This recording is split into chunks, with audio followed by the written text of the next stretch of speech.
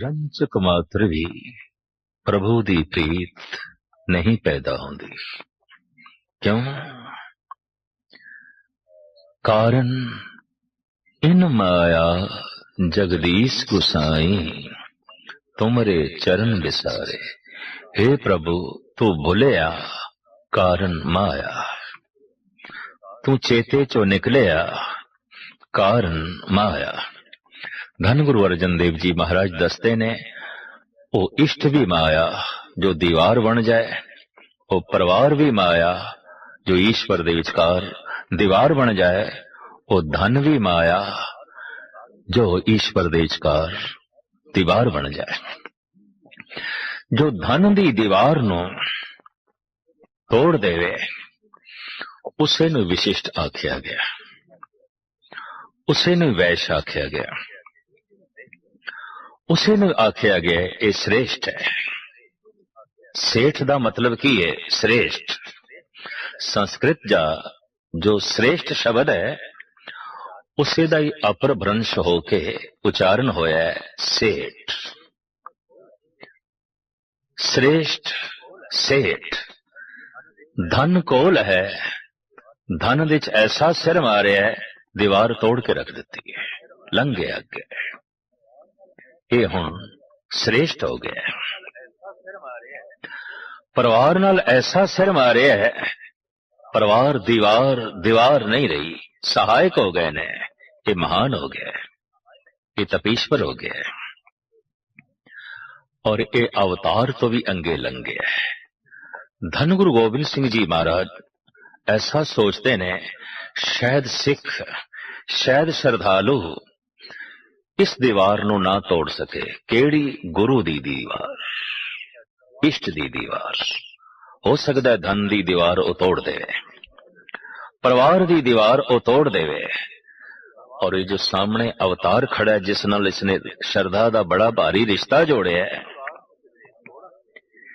इस दीवार नू किधरे तोड़न दे च सिख असमर्थ ना हो जाए। चलो इस दीवार नू असी आप तोड़ दे। आपने ऐलानिया कह दिता, जो हमको परमेश्वर उचर हैं ते सब नरक कुंड में पर हैं, मोको दास तवन का जानो, या में भेद न रंच पछानो। मैं हूं परम पुरख को दासा, देखन आयो जगत तमाशा। एक दास हां, एक निमाणा सेवक हां, मैं परमात्मा नहीं। फिर भी अगर कोई अपनी श्रद्धा इतनी प्रगाढ़ करता है कि इस दीवार तो अगे लंघण की कोशिश नहीं कर रहा, जबकि गुरु दीवार नहीं द्वार है, पर मनुख द्वार नू बंद करके दीवार बना सकता है। वो द्वार भी दीवार ही है जो बंद है। दीवार तो नहीं लंघ सकता, बंद द्वार तो भी नहीं लंघ सकता। श्रद्धा जिथे रुक गई अवतार ते, वो अवतार बंद द्वार बन गए ते बंद द्वार दीवार ही होया करदा है। धन गुरु गोबिंद सिंह जी महाराज ने लंबी सोचनी, शायद ये दीवार सिख तो ना टुटे, असी खुद तोड़ दें। आप स्वयं एक पासे हो गए और आख्या, जुड़ो उस सच नाल, जुड़ो उस प्रभु नाल। और जैसे ये दीवारां हटदियां ने, मनुख दी दृष्ट पहुंच जाती है और वो जो अदृश्य परमात्मा है दृश्यमान हो जाता है। धन गुरु अर्जन देव जी महाराज दा फरमान, मैं पेख्यो री ऊंचा मोहन सबते ऊंचा। ईश्वर ऐसा है जिस बारे असी दावे नाल कह सकते हैं है। माया नू साडे देश के ऋषि मुनिया ने कहा है अनर्वचनी। अनर्वचनी का मतलब है शायद है, शायद नहीं है, शायद नहीं है, शायद है। दावे नाल नहीं कह सकते है, पर दावे नाल ये भी नहीं कह सकते कि नहीं है। दोवें गल्लां पूरियां उतरन जिसते शायद नहीं है, शायद है, इसनू कहंदे ने माया। इसनू फिर जिस ढंग नाल धन गुरु ग्रंथ साहब जी महाराज की बाणी ने समझाने की कोशिश की है, वो इस तरह है। नरपत एक सिंहासन सोया सुपने भया भिखारी, अछत राज बिचरत दुख पाया, सो गत भई हमारी। नरपत राजा सौ गया रात नूं अपनी सेजा थे, तो नींद कल्ली नहीं आउंदी, नींद अपने नाल बहुत वड्डी सुपनियां दी भीड़ नूं लैके आउंदी है। विद्वान जिन्हां ने सुपनियां दे बहुत वड्डा काम कीता है, वो कहंदे ने अगर कोई मनुख 7 घंटे रात नूं सुत्ता है तो सिर्फ 20 मिनट ही ऐसे ने जद सुपने ना चले होन, सारी रात सुपने चलते हैं। और हर 15-20 मिनट दे समय दे अंतराल दे सुपना बदल जाता है, नवा शुरू हो जाता है और नवा शुरू हो जाता है। इस राजे नूं सुपना आया है कि भिखारी बन गया, दर दर दे खड़ा होके भिक्षा मंग रहे है, और अचेतन मन दे ख्याल में ते राजा भिखारी हो गया, दुखी हो गया। हुण ये जो माया नूं आख्या है शायद नहीं है, तो इत्थे गल पूरी उतरदी है, ये भिखारी होना नहीं है,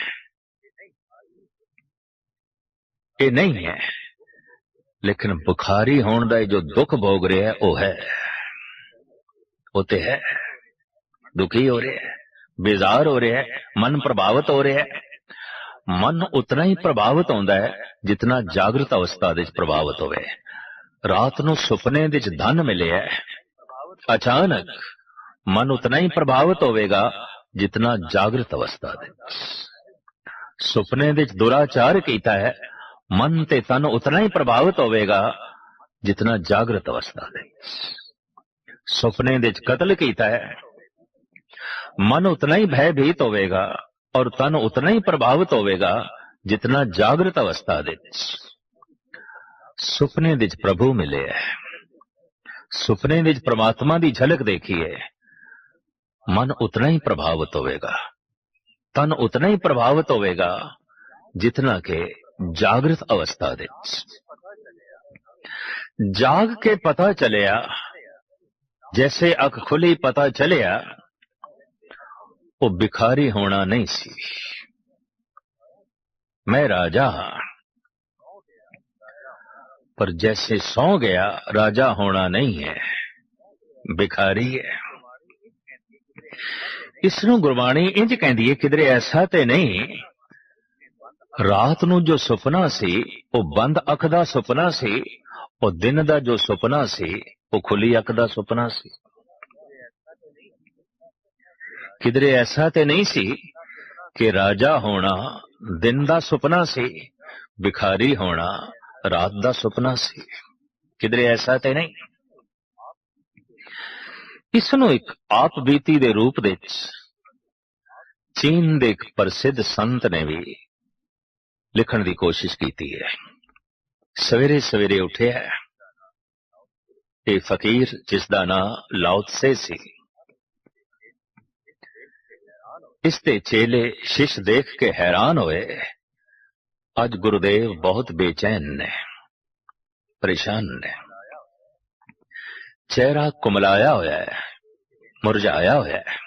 हाथ जोड़ के बेनती की थी, गुरुदेव ऐसा की हो गया है कि आप इतने बेचैन, इतने परेशान, इतने दुखी। लाओ त्से कहंदे ने, ऐ मेरे बच्चे हो, रात नू मैनू सुपना आया है और सुपने दे च मैं तितली बन गया, उड़दा रहा। सारे विद्यार्थी हस पे, सारे शागिर्द हस पे। सुपना ही ते सी, सुपने दे च तितली बने हो तो इतना परेशान होने की की लोड़, इतना दुखत होने की की लोड़। लाओ त्से कहंदा है, ऐ मेरे बच्चों मेरी गल ते पूरी सुनो। रात नू जज मैं सौ गया, मैनू सुपना आया, मैं तितली बन गया। जागिया तितली नहीं है।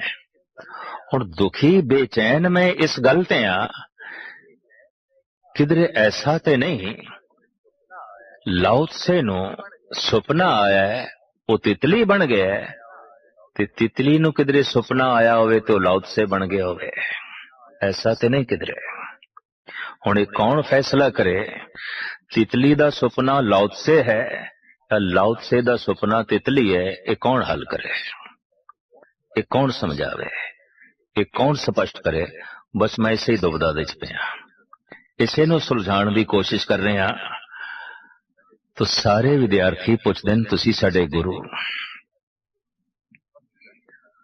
तुसी स्पष्ट करके सानू दसो वास्तविक की है, की है?